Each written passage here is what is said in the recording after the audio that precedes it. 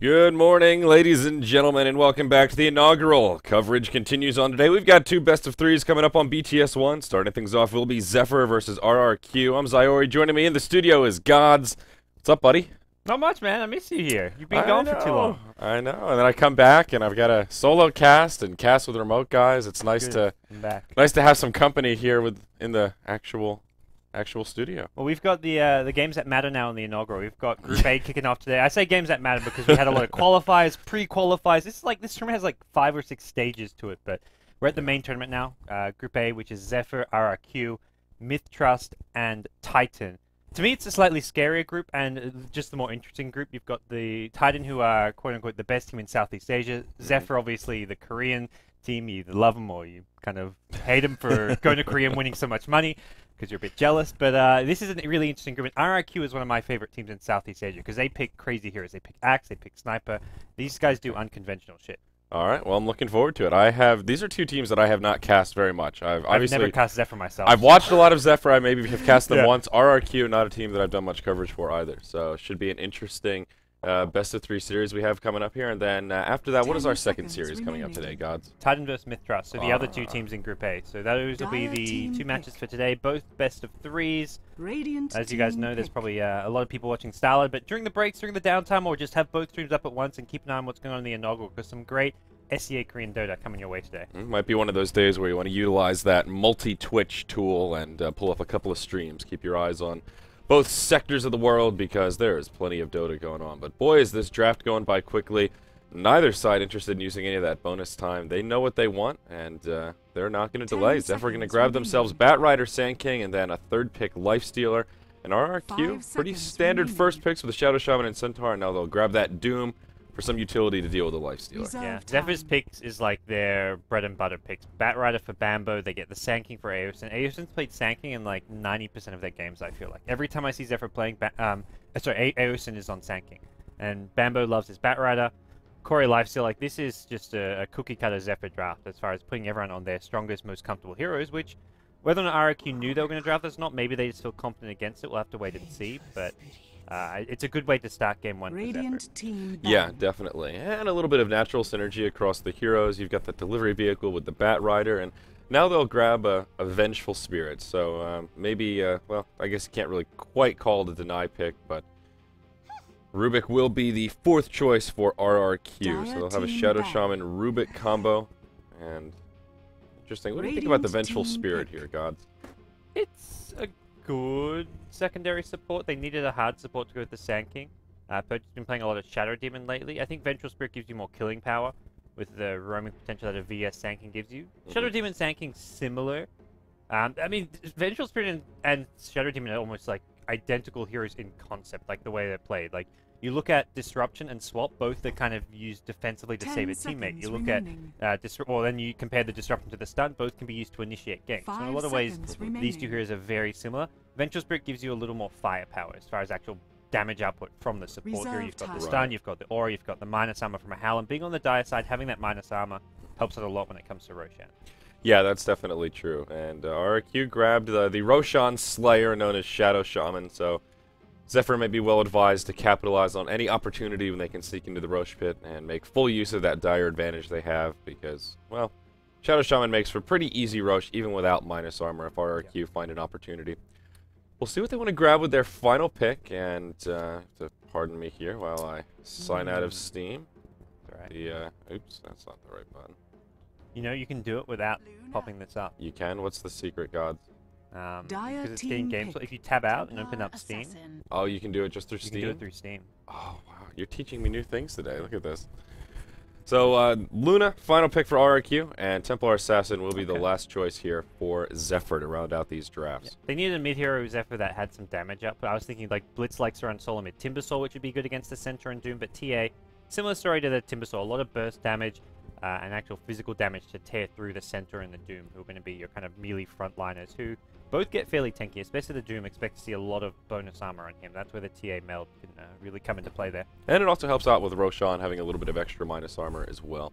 So, Should be interesting. Now, Luna is a hero that I actually haven't seen all too much. Yesterday, I think she was 5th banned once in the matches that I cast, and that was about it. She's really fallen off in popularity, at least in the Asian Dota that I've been casting recently. Yeah, it differs so much from team to team, because you look Yeah. at Cloud9, these guys first pick Luna. Yeah. But then if you look at other Western teams, they completely ignore Luna. So it's really very team dependent. That's what a lot of the players and a lot of the teams say. We love this current version because every team has their own style, every team has their own picks, and I think that's just one of those small examples as to how different teams have different styles. If one team is first picking this hero and another team completely ignores it, it really goes to show just how unsure people are of the hero's strength. Yeah, absolutely. And it also, I think, speaks to some of the balance in this patch. Just the fact that there are a lot of heroes that are viable. It's more comes down to preference. What kind of strategy do you want to execute? And makes things a little more interesting for us. Maybe makes drafting a little bit more difficult, but yeah. you need to know team tendencies more than That's just the thing. meta. You have to really do that much more research on the opponents you're versing when it comes to draft. Oh, Luna could be in a little bit of trouble. Sticky Napalm level 1. Luckily for her, she is speedy, and wow, she actually went boots first, so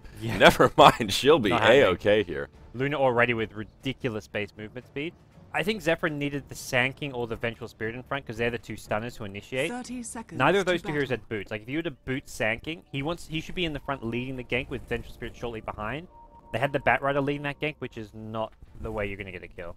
Yeah, I mean, maybe if they had caught somebody who was pretty slow, like the Rasta with the sticky napalm stacks, they might have been able to catch up and get in range for a stun, but Luna with boots, no way you're going to secure that one. That's true. I feel this, yeah, like you say, if it's someone else other than Luna, maybe they do get the kill, so... But what, I mean, even just Luna starting with boots, that's a little atypical. Not something you see too frequently.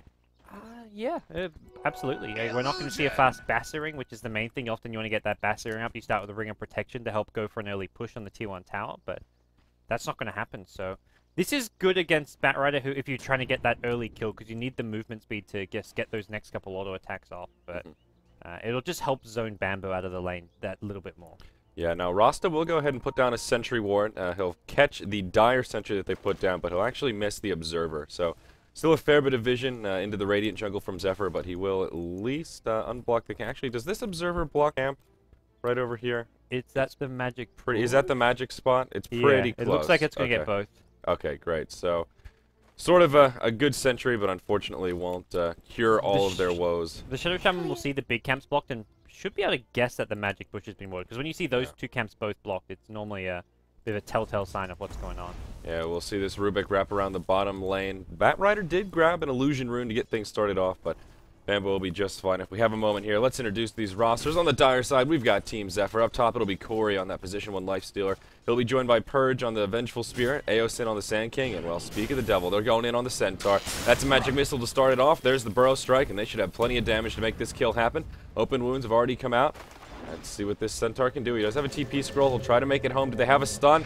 Magic Missile. Oh boy, it'll follow him back to the well. Or he TP'd no, to Tier 1? the tower. Oh boy. I was trying to see where he TP'd. I was like, wait, what? He's not the well? He just vanished from existence. That was a close call, though. Another half second or so, and that would have been a kill on the Centaur.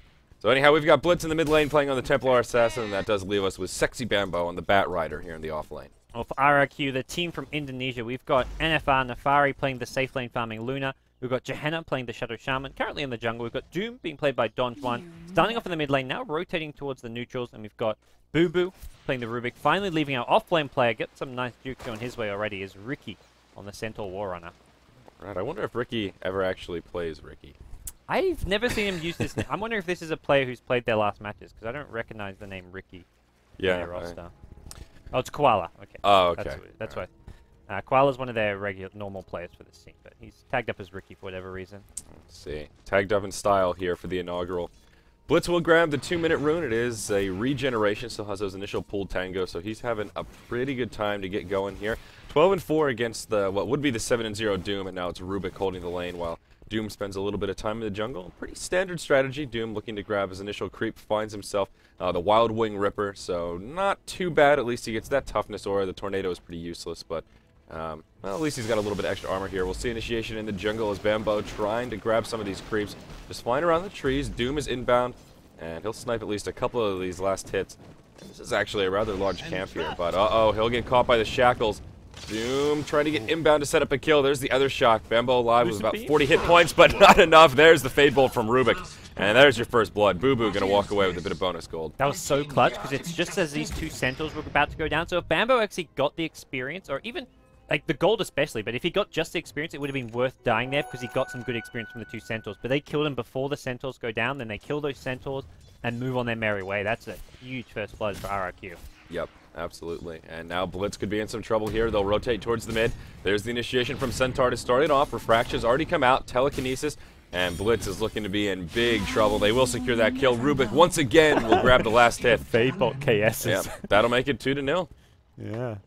2-0 early on here, and 2 key kills as well. You slow down the mid here from snowballing. You punish the offlaner trying to steal some XP and gold, and really nice play from RRQ. And Batrider taking a little bit of harassment down bottom, but even though Bambo did give up the first blood, his CS is still damn impressive right now. 19-5 is the offlane Batrider. He's got more than Luna. Yeah, some of those are neutrals, but still, yeah, exactly right. Ahead of the Moonrider is a feat. Those boots first don't really do much in terms of assisting your last hits. And with Bambo having boots first, now Tranquil's up as well on himself. He's got more than enough to stay alive. So especially when the Tranquil's online, he gets that big movement speed burst. Haste Rune has been picked up by RRQ's Boo Boo. He maybe wants to try go for a kill on Bambo, because he's got ward. He spotted Bambo rotating towards him, but Bambo didn't realize this, and looks like they want to go in for this kill. Cheeky play from Boo Boo, and yep, there's the Lucent Beam to start it off. Telekinesis back right into a shackle, and Bambo will be in big trouble. That'll be another spill in the bottom lane, and once again, Rubik grabs it with the Fade Bolt, and it's 3-0 here at the 5-minute mark. In the mid lane, we'll see a dive onto Doom, and it looks like they will be able to secure that kill, and Zephyr finally get one up on the scoreboard. Yeah, nice little rotation there. They kill a Doom who I'd say is different to a TA in the sense you want to shut down and slow a TA, but a hero like Doom, you die once, it's not too big a deal. You're just trying to get up to that level 6. Probably will go for like an Arcane mech type build. Maybe it doesn't go to the Arcanes, but I imagine it will be a mech Doom since they haven't got any other great mech buyers. The Centaur's not a bad mech buyer. But end of the day, I feel killing the Doom once is not as important of a kill as the TA or the Batrider kills. Yeah, absolutely. And it looks like they're considering diving this tower onto Sexy Bambo. He gets telekinesed, but ultimately they do retreat. Inbound is support from Zephyr, but that pesky ward you mentioned right here gives RRQ the vision they need, and they'll all back up to safety. Or will they? Bambo's really pushing it, but that's a like obvious sign it's warded, because that was Bambo running at them when the other two supports were like, we're rotating down here, like why aren't they going on Bambo? He's trying to bait, but he's acting like Bambo, like pretending like, oh, let's just go for a bit of an aggressive play, but for once RRQ don't punish him because they see the supports coming. Yeah. Now the other big disparity in this game is the top lane. Corey is just racking up the last hits. He has our last hit leader here, 39-6 versus the 14-2 Centaur.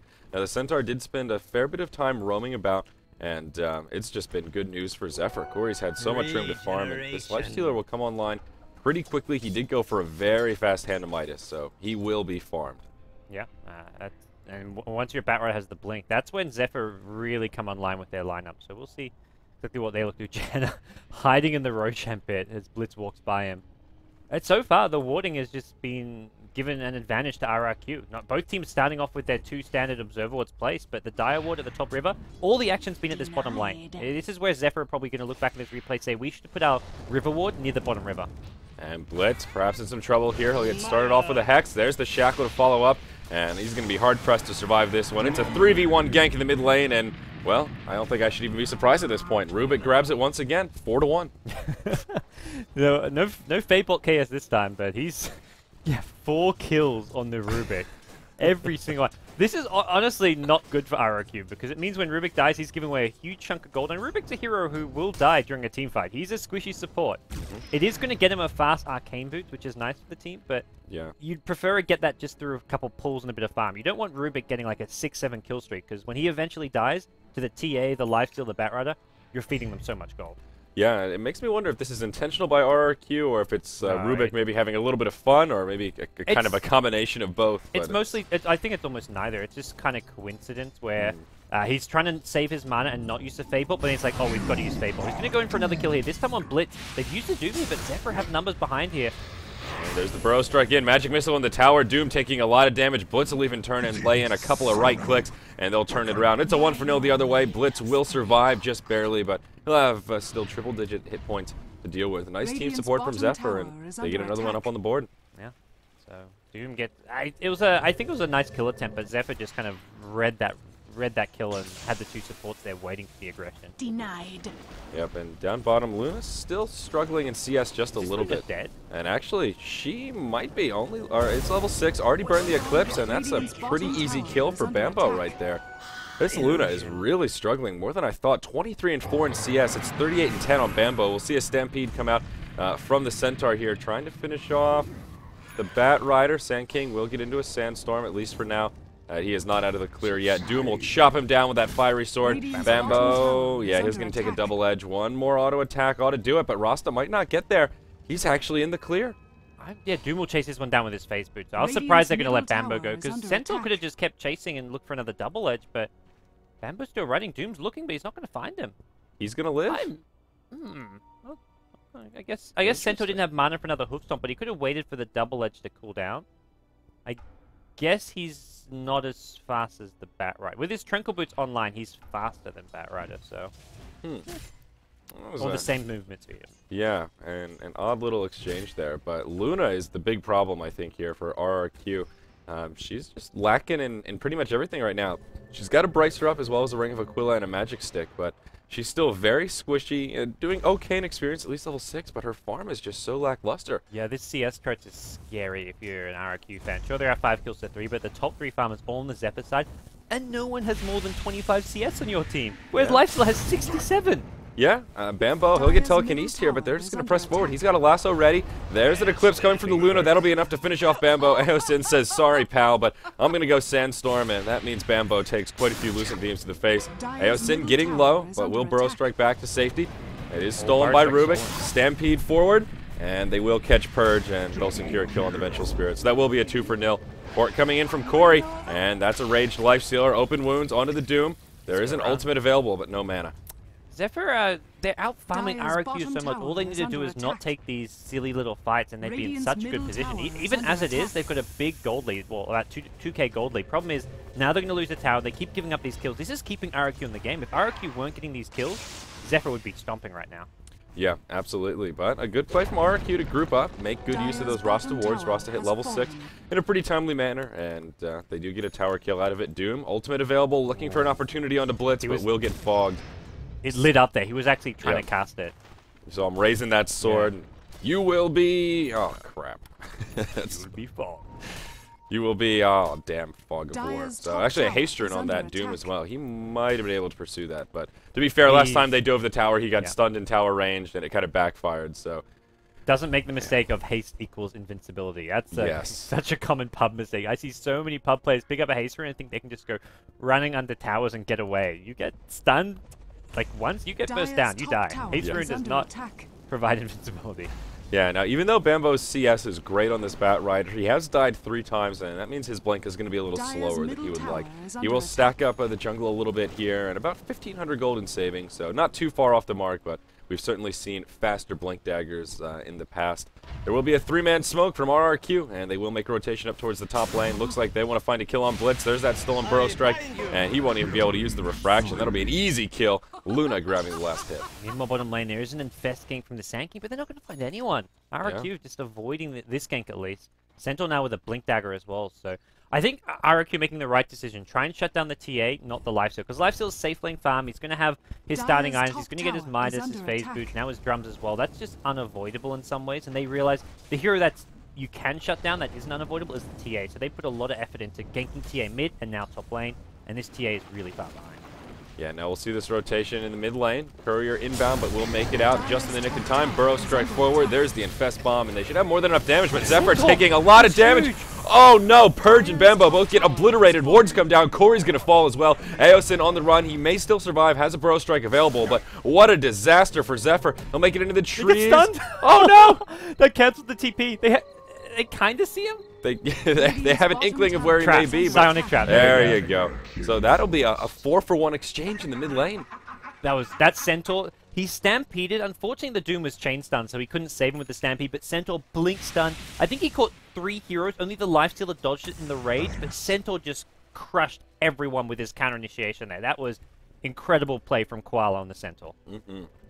Absolutely, and RRQ will be rewarded for their plays 12-4 here at the 13-minute mark. So as you were saying, well, Zephyr had such a great farm advantage, but now all of a sudden it's a 3,500 gold lead, 2,500 experience lead going the way of RRQ, and I don't want to say Zephyr are in trouble, but that early lead they had from winning the lane so hard is a little bit squandered. Even just looking at the CS, 34 on Luna compared to the 85 on Lifestealer, and she's still a little bit behind, but nipping at the heels. Yeah, they're well in this game. Even looking at the TA though, 70 CS to the 40 on Doom. Like Zephyr are just last hitting. Like they're just prioritizing farming, whereas RRQ are like, screw farm. We're just gonna gank you under your towers wherever you go. Zephyr at the same time, like, sure you can say they're just farming, but they're actually smoking, going for kills. Like Sanking, Venge are constantly roaming. Batrider's roaming with them. So it's not as if like Zephyr are just sitting back playing passively farming and waiting to get ganked. They're actually going for kills themselves, but they're being much more efficient about it. Yeah, and there are also 2 Hands of Midas out on the side of Zephyr. One on the Lifestealer we mentioned, and Blitz did go back for one. So right now, at this point, it's a bad thing. In the long term, it can be a good thing, but right now it means that this gold graph, which is 3k in RRQ's favor, is really like 5 to 6k in their favor, because these minuses do not help the Zephyr fight at all. Long term, it'll help them catch up and get more farm, but right now, it gives RRQ a huge edge. Yeah, and that's going to make it difficult for Zephyr to defend these towers. They will be forced to sacrifice their tier 1 mid. Glyph comes out, tower just out of deny range. It looks like they might actually try and make a hold here. Port coming in from Aosin. He'll get hexed up straight away. Bambo hopping forward. That's an Infest Bomb. There the Shackles out on the Sand King, but he still gets off a stun, and they'll pick up a kill on the Shadow Shaman as well as the Rubik. There goes the kill on the Doom as well. This is a disaster for RRQ. They overcommit into the tower. Luna on the run does take a side trap, and yeah, they'll hop forward. There's the Eclipse. Does some damage to Corey, but it's just not enough. Zephyr were ready for it, and they will be able to secure this kill on Luna. That makes it a 4-0. Where's the Centaur? Yeah, he'll be just fine on the other side of the tree line. That was saved. Bambo with some cute little tree fogging of the Eclipse there in the end, too. Yeah, but just as I say that, you know, they're struggling a little bit, won't be able to defend this tower. That was the easiest to defend. That was just really nice. Like, Aosin TPing in kind of, he essentially was bait. They went on him with multiple disables. There's your Blink. Sentinel Stun catches out 3. Sanking shows up, but it may be too late. Don Juan does not get any spells off just yet. He may want to throw in a snare on Corey, but Corey going to slow him down. So far, RRQ once again have lost Centaur and have only gotten 1 kill. That's the TA taking the fall. Yeah, and Doom, he's looking for something. The open wounds just completely crippling him. Invisibility rune up top will get activated by the Bat Rider. Aosin needs to be a little careful here. Doom does have an ultimate as well as an ensnare, so if he catches one, it should be a pretty easy kill. He's also got a mech online, so Doom is darn tanky right now. Nice initiation by the Centaur, but ultimately not enough follow-up. He pays. They need like 3 or 4 kills off of that, I feel, to make that worthwhile. Yeah. And it looked like they were going to get 2-3 kills, but they got absolutely nothing. Yeah, this gold graph is all over the place now. About 1,000 gold lead. Oh, yeah, there it is. Doom ultimate comes out, and I think he'll die to the wrath of time. That was just, Aosin was getting greedy, wanted to go for 1 more stack. Maybe even farm it up with the Sandstorm there before going back to base, but Doom finds him out. Yeah. This is a nice ward here, because it spots out most of the neutrals here for Zephyr, so they actually know when Zephyr are going for that neutral stack. And oh wow, Zephyr actually tried to counter ward it, and it's pretty darn close, but just out of range, so rather unfortunate. A nice heads-up play, unfortunately, just slightly off the mark. Bambo, surprise inside, he'll hop forward. There's initiation onto the Centaur. Rage coming out from Corey, but it will be a defensive stampede, and RRQ will be just fine for now. Boo Boo. In trouble. Yeah, sticky napalm stacking up, blink dagger available. There's the lasso. He'll get pulled back into the Firefly, into the rest of Zephyr. That's an easy kill on the Rubik. Rest of the team coming in now. Centaur hops forward. Nice hoof stomp, but is the follow-up there? It doesn't look like it. Now the open wounds come, and they'll make it a 2-0. Not done quite yet. Doom, the target of choice, still has the mech available, but they'll take him down before he can even mech. Make it a 3-0. Zephyr regaining that lost momentum. That was the fall down like domino strategy, because first Rubik gets picked off, which is fine. It's a Rubik. Just let him die. Centaur decides, no, I want to be a hero. Let's blink stun in. And Doom is like, wait, what are you doing, man? I don't have Doom. He didn't have ulti. If he has ulti, they can try and turn that one around. But the Doom's on cooldown. Centaur tries to be hero, goes in. And then Doom's like, well, if Centaur's gone in, I better go in too, because otherwise I look like the dickhead who's leaving not just the Rubik to die, but the Rubik and the Centaur to die. So he's like, okay, man, I'll go in too. And he's like, oh, well, it looks like I'm dead as well, but at least I died trying to save my teammate. Yeah, and he's also the mech carrier, so Doom's like, well, if they go in, I kind of have to go in because I'm the one that can heal, but he never really had an opportunity to use it. So even if he uses it, it's still all 3 of those heroes dead. It was a simple, let Rubik die, Centaur don't blink in, Doom run away, you lose a Rubik, no big deal. Instead, they lose 3, and it's a very big deal. Yep.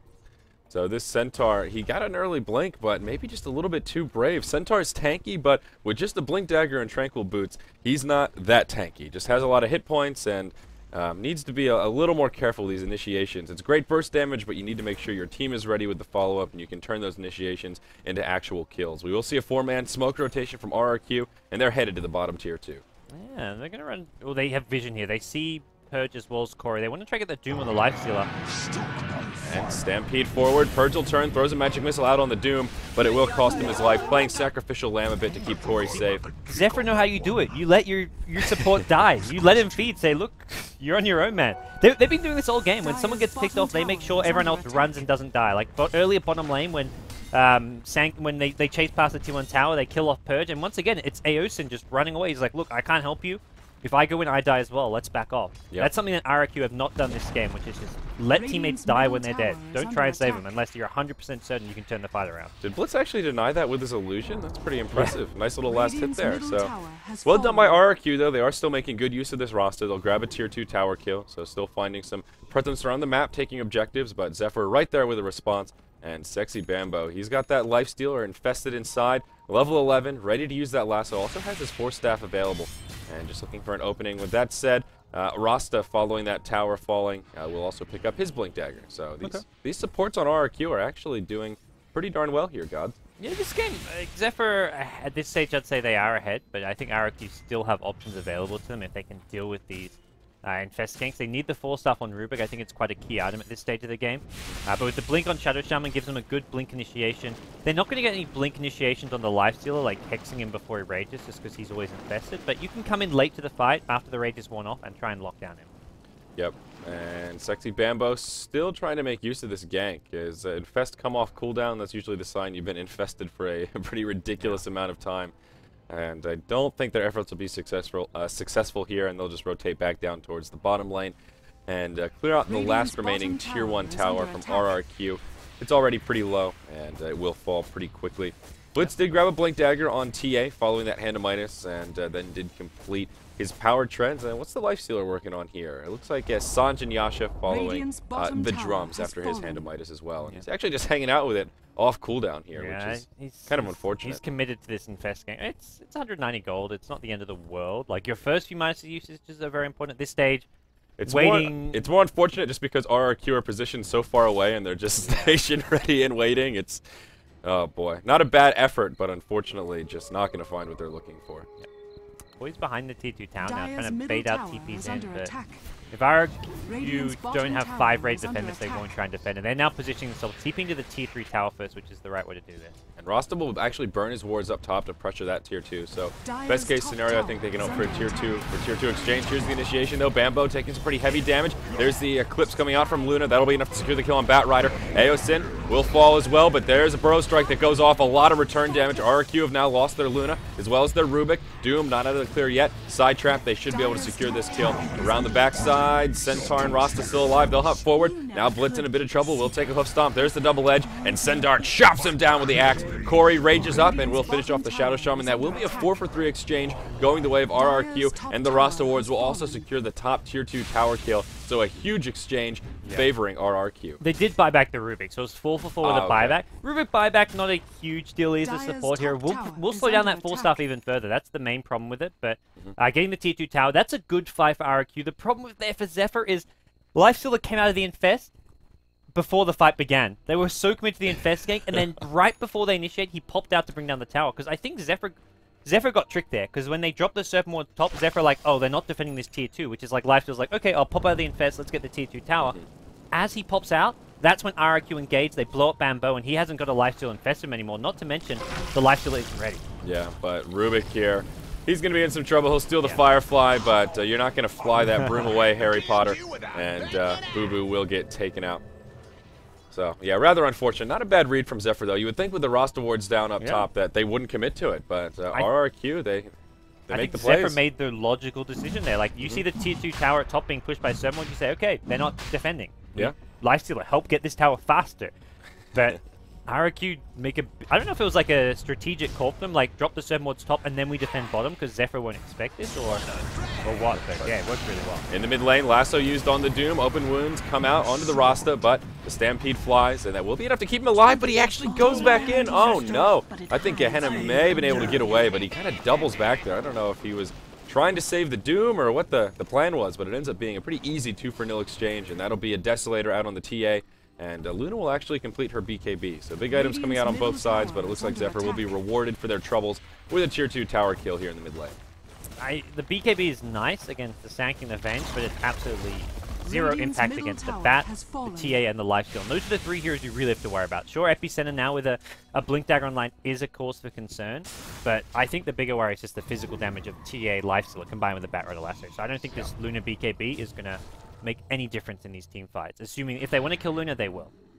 Yeah, you're absolutely right. And I love Desolator on TA at this stage in the game. She hits so hard. I mean, just with the refraction charges on as well. Blitz is scary. Just look how fast they chunk down Roshan between the Medallion, the Meld Strike, as well as the Desolator. This will be a free Rosh here. All tied up 19-19 at the 24-minute mark, but the Aegis will go the way of Blitz and glancing at the gold graph. Zephyr have regained their gold lead, upwards of about 5,000 and about a 7,500 experience lead as well, as Blitz clears out a nice double-stacked Ancients. And a nice little play from Zephyr here to block the Radiant Ancients as well. So small map advantages going the way of Dire. Yeah, you don't really need the Rune Vision at this stage of the game, and it gives still good vision around the area. So yep. It does let your opponents know it's warded. It's the main Yes. I guess, weakness of this ward. But yeah, we'll see RRQ just unable to really push out on the map too much. They don't want to try and get... They're just unable to get too much map control now. They've got good wards in the enemy jungle from when they push that tier 2 tower, but at this stage of the game, they've taken the tier 2 top. They are going to try and come into the enemy jungle, but Zephyr just don't need to be in this area. Unless RRQ are going to commit to a tier 3 tower push top, these wards are not going to scout out many heroes from Zephyr. Now, an interesting item has been picked up by the Centaur, which is the Force Staff. Usually we see Blink kind of straight into pipe, maybe even a mech if your team is really lacking one. But is Centaur one of these heroes that really needs both position tools? Yeah, because you blink in, and then the problem is when you blink in and stun, you don't have the escape. And against the Lifesteal and the TA, you need that escape. Okay, we'll hold that thought for just a moment here as there's initiation coming out. Stampede forward. Blitz actually gets hexed up. Aosin taking a lot of hits from that Eclipse. Luna's BKB is on. That'll secure the 2 kills on the supports of Zephyr. Blitz now caught inside of the Ensnare from Doom. Does meld, blinks back. Very nicely done. Will be okay for now, but a lot of low health heroes. Frost Awards come down. Blitz hexed up once again. Corey does turn, finishes off the Shadow Shaman. He's raged up, but he will not survive. And that'll be the end of the Aegis as well on Blitz. It looks like it. They've got plenty of damage, and that'll be a 1 for 4, technically a 1 for 5 if you count the TI dying twice. And, oh, wow. A little close for comfort They there. don't seem to have buybacks here, otherwise they'd be throwing them out right now. And no buybacks on Lifesteal or TA. This is suddenly Raxus. Zephyr were winning this game until a really bad fight. They didn't need to take that. At the same time, I think they could have. They had the Aegis there. Aosin got a bad Epicenter blink off. He didn't actually get to stun anyone in the fight. He'll now get a stun off, but as to how much it's going to matter, we'll have to look to see. RRQ forced to back off a little bit here. NFR taking a lot of damage. They're going to bring down Bambo. I think Bambo felt like he had to make a play to keep the Raxus alive. He does keep the Raxus alive, but pays for it at the cost of his own life. I think that was an aggressive Force Staff from the Centaur that pulled him way out of position like that. It was on cooldown, and the way he hopped forward, I think. I'm not positive, but yeah, I don't know if that was as intentional of let me go YOLO mode way in front of the tower as it seemed. But regardless, you're right. His efforts are rather successful. At the end of the day, a dead Bat Rider is much better for Zephyr than having a dead tier 3 tower. So they do hold, and well, that's good news, but they need to be a little careful here. RRQ showing us that they are far from out of this game, and in the mid we'll see Aosin just get stunned up, but yeah, the Force Staff proving rather useful for Centaur if it did secure that kill on the Bat Rider. Absolutely, and it's really nice just because against Lifesteal and TA, these are essentially kind of melee-ish carries. Sure, TA technically a ranged hero, but not very good range. This is where Force Staffs to kite them around. When Lifestealer goes on someone with the open wounds, that hero is just slow to all hell. Like, you need Force Staffs to either save him, and often that's going to be the Centaur himself, because he blinks in to bad positions. That's where you need that Force Staff to escape. So it's actually not a super common item on Centaur, but like after the Blink Dagger, I'd say it's one of the more often bought items. Like I think Bulba on Centaur almost always goes Blink into Force Staff. Okay. So it's actually not that rare of an item, I'd say. All right. And especially against the Lifestealer, I guess it has a particular extra bit of utility. But Luna is finally starting to come online here. She now has a Yasha after the BKB, did grab just a casual Morbid Mask, didn't make it the Helm of the Dominator, not too interested in stacking, but boy, Zephyr are going to crank up that aggression dial. They've got the surprise inside the Bat Rider once again. They walk right by that Radiant Ward right outside of the Roche Pit. So RRQ, they're privy to it. They know what's going on. and they will retreat back to safety. Rubik has Firefly stolen, so I just love the graphic of Rubik flying around on that farm. It's one of my absolute favorites. It makes me chuckle every time I see it. Here we go, RRQ again. These guys have just been out team fighting Zephyr. Like that to me has been their big thing, and they're going to look for another team fight with this smoke up of theirs. They chopped down the double edge. Let's hope Zephyr doesn't notice that one, otherwise it's the most obvious smoke ever. But they're still marching mid and drawing circles around the enemy secret shop. Yeah, I see it down bottom, and oh, there's the blink forward, and they will catch Sexy Bambo. More than enough damage to take him down. Luna actually burns the Eclipse. That's a bit of a misplay there. I thought it was going to stop Blitz. It was sort of going to hit Blitz and then stop his blink out, but apparently they didn't have vision of him. So yeah, so that's unfortunate. Yeah, if they get Blitz, it's worth it. But if they get Blitz, that's a Bat and a TA dead, neither of which have buyback. So it would have been a really big pickoff, but didn't happen. Yep. And Bad Rider has his Boots of Travel up now. Purge with a nice D ward here. He'll throw down a sentry, and that was maybe he saw them put it down. That's a weird ward spot that he just countered. So he's guessing because that was how they caught out Bambo in that spot. Like he's thinking maybe it's just a ward behind the tier 2 and between the tier 2 and tier 3. This spot here is fairly common. So I think he's trying to D-ward that, and then he just happened to find the ward higher up. Something like over. He knows there's a ward somewhere in the area, so it's like let's get the sentry which gives the best coverage and try and find it. Yeah, a good read though. He will be rewarded for his little gamble there. And Bat Rider just heads down to the bottom lane once again. The Infest Bomb. They are committed to picking up kills here, and I feel like in this meta, this is really the way to play Lifestealer. He's not that same hero he used to be, and you need to have somebody that you can pair him with, and if you can move around and be successful with this kind of delivery vehicle, it just makes the hero so much more potent. But it can be a little bit of a double-edged sword. He spent a lot of time inside the Bat Rider not farming, but the Hand of Midas kind of makes up for that, as Lifestealer is still #1 on the net worth chart by a pretty big margin over that Luna, who is #1 for RRQ. They will start stacking up their Ancients. Looks like it is just a double stack here. Some Thunder Lizards, some Granite Golems, but RRQ are at least making use of their map objectives. Tower is under attack. For Zephyr, the big thing to point out is they are now saving buybacks. I think they realize how important these are. He's not getting cut up mid. Oh, here we go. That'll be a dead Shadow Shaman to start this off. Doom ultimate comes onto the Sand King, but Doom will fall in exchange. Bat Rider zips forward, and I think Rubik is in some deep doo-doo here. Centaur as well in the river. Yep. Oh, yeah, it's kind of two fights breaking out here. It will be just Rubik surviving, and actually he makes it to the high ground with that Force Staff. He does get flame broken back, puts down a ward, and Rubik will actually port out to safety. So I was just stuck. I was looking at the wrong fight, but oh, he got clipped there. Bottom tower. Zephyr, for the first time in this game, got a better initiation on a team fight. I feel like that was. They just caught him off guard. Rasta died before he got the wards down. That was one of the big I don't even see how Luna died so fast. I'm guessing it was just a lasso plus Lifestealer right click. But Luna as well died with a BKB on, but BKB doesn't matter. And this is where I feel unsurprised Luna went for the BKB, because Centaur's going for a pipe. That gives you the magic meter you need. Luna should have just gone for Manta, Butterfly, Satanic, anything to stay alive against the physical damage. And they'll finish off the melee racks here in the mid lane. Won't bother with the range for now, but wow, following that fight, that's an Abyssal Blade coming out on the Lifestealer, so now he's got that lockdown, again, negating the usefulness of that BKB that Luna's picked up. And I think Zephyr are ready to reinitiate here. Doom does have a double damage rune on, so they may need to be a little bit careful, but they've got their cooldowns up. Lasso online, and they can grab at least 1 kill here, maybe 2. Need to be careful. Luna again, I think. Yep, roster ward's available, but there you go. Lasso straight onto the Luna. She won't even be able to BKB. The mech comes out, but doesn't do a hell of a lot in keeping her alive. Rasta gets the wards down this time. That'll be him to finish off Venge, but he falls in return. And the rest of this fight will start to peter down. Bambo in the front lines will get ensnared. Eclipse comes out, but he force stabs back. Corey takes a lot of beams, but he's just too darn tanky. Templar Assassin, not quite tanky enough to survive. Aosin buying his buddy some time as the epicenter bro strikes forward, but Rubik snipes bad. Wow, nicely done. Aosin will walk away. Corey, yep, he'll overcommit as well. And Zephyr, they're just trading team fights back and forth. This game has just no rhyme or reason to it, as it's so unclear who's actually winning most of these fights. Luckily for Lifesteal, he does have the buyback money.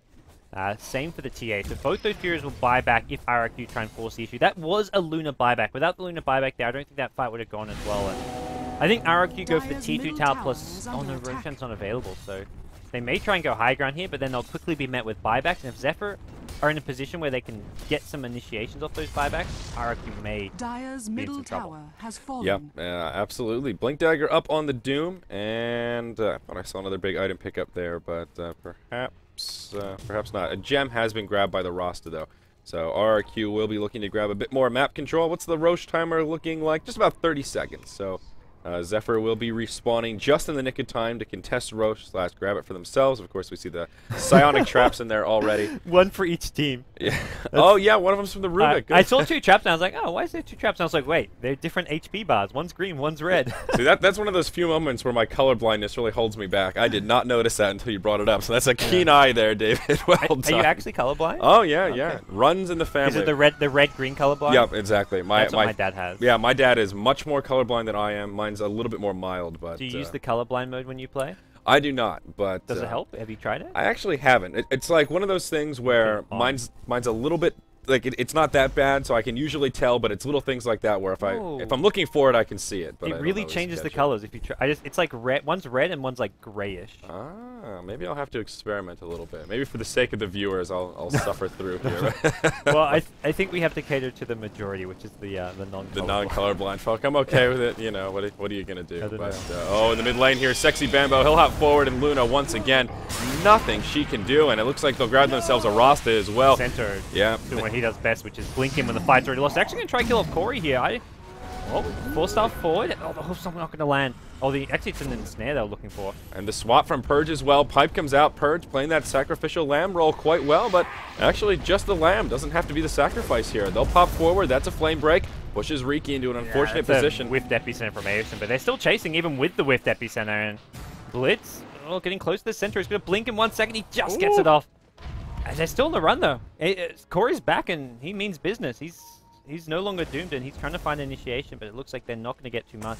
So ends as just a 2-for-0, the initial 2 kills that came out for Zephyr. They wanted the Luna, and it was buy one, get one. Shadow Shamans were on sale, and they picked him up while they were at the store. So with those kills, it looks like they'll be able to move into the Roche pit. And once again, with all that minus armor, I think this should be a rather easy kill here.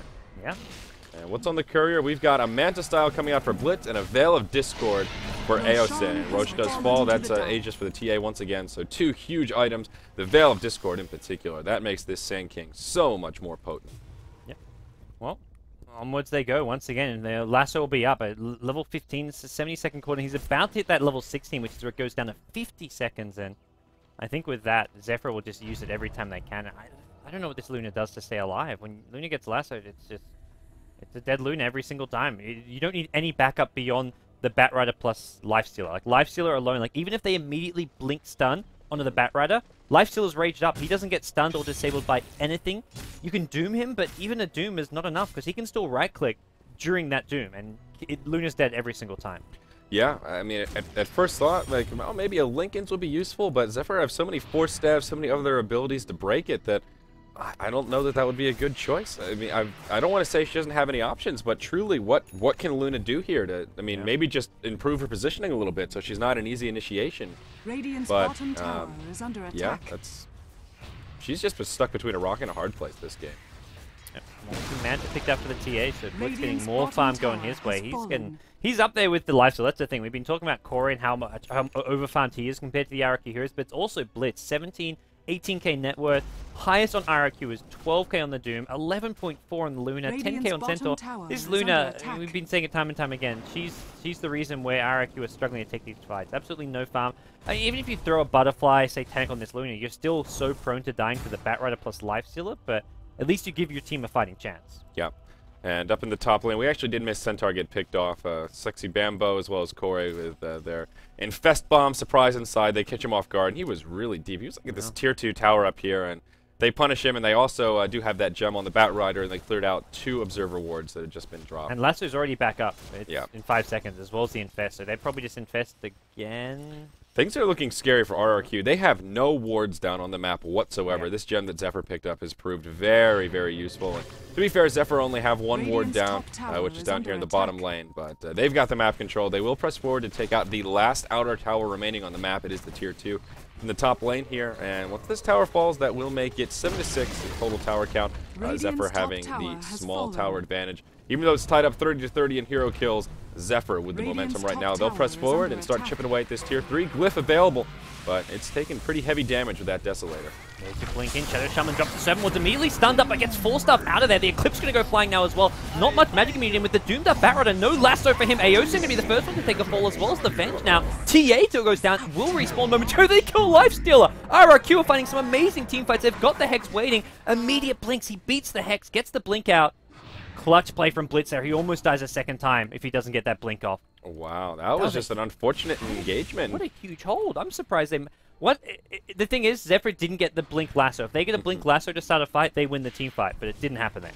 Yeah, exactly right. He still has the lasso off cooldown. He didn't even use it at all in that team fight. And that was just Zephyr like, okay, let's do a little damage to this tier 3 tower. And I think they just weren't ready for RRQ to have such a quick response like that. They did not hesitate whatsoever. Roster wards came down, Luna with a great eclipse, and just all in all, a keen initiation from RRQ, and they are rewarded. It ends up being a 2 for 3, but they burn the Aegis, so kind of that 2 for 4, if you will. Yeah.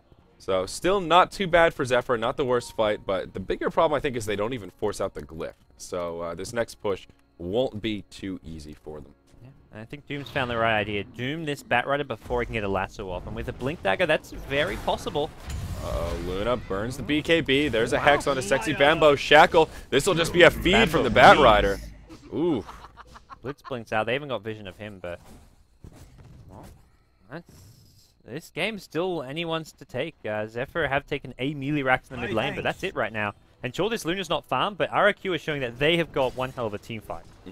And I think the big key thing that's giving them these strong team fights is these mass 4 staff. You've got 4 staff on, what, 3 heroes at the moment. You've got a Ghost Scepter on Don Juan, so 4 staffs combined with Ghost Scepters is making it really tricky for TA and Lifesteal to kill anyone in these fights.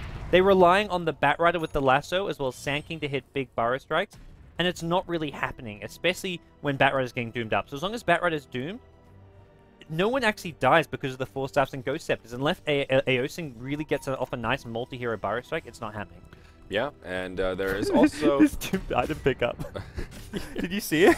I sure did. That's an Ethereal Blade. Oh my god, why not, I guess. Yeah, why not, I guess. I mean, I guess the thing, he can save teammates with this by Ethereum teammates. The one thing I feel like they would have benefited from more is just some team plus armor. Well, either Shiva's Guard, Assault Crest, or even a Vlad's, because those all give armor.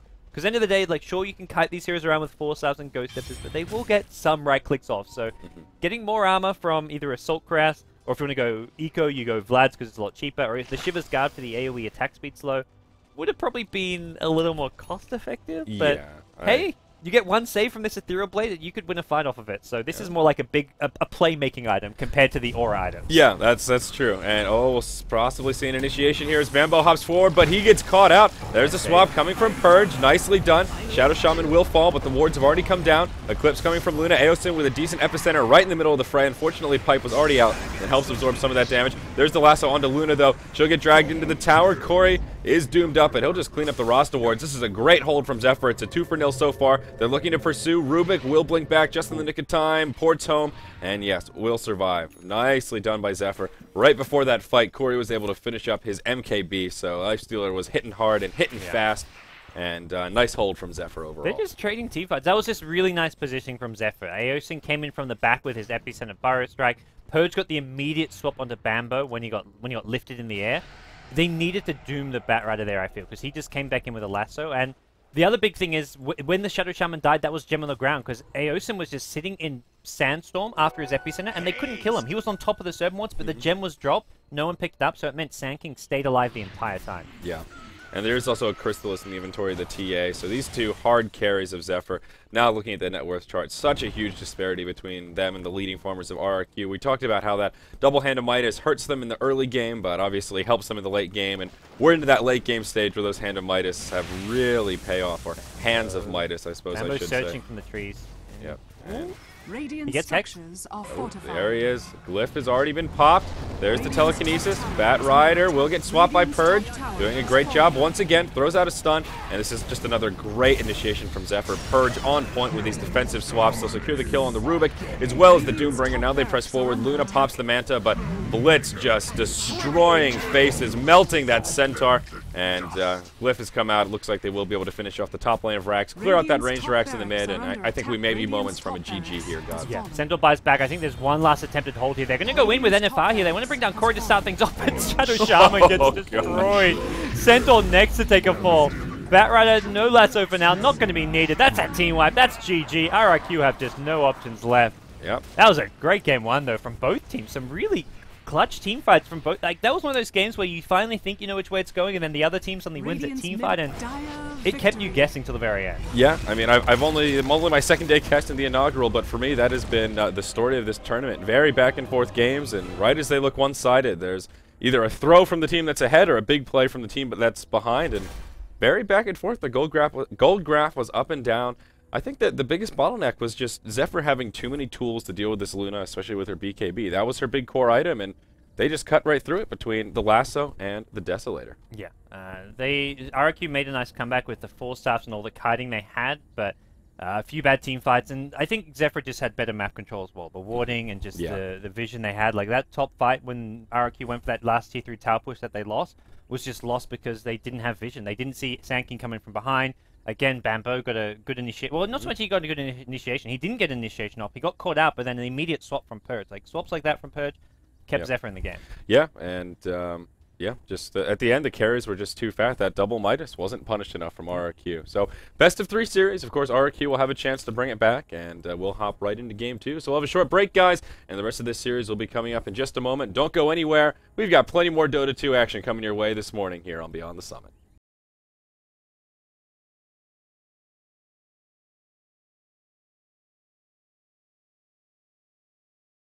Maybe the outro video needs to be on the other hard drive. I was thinking that too, maybe.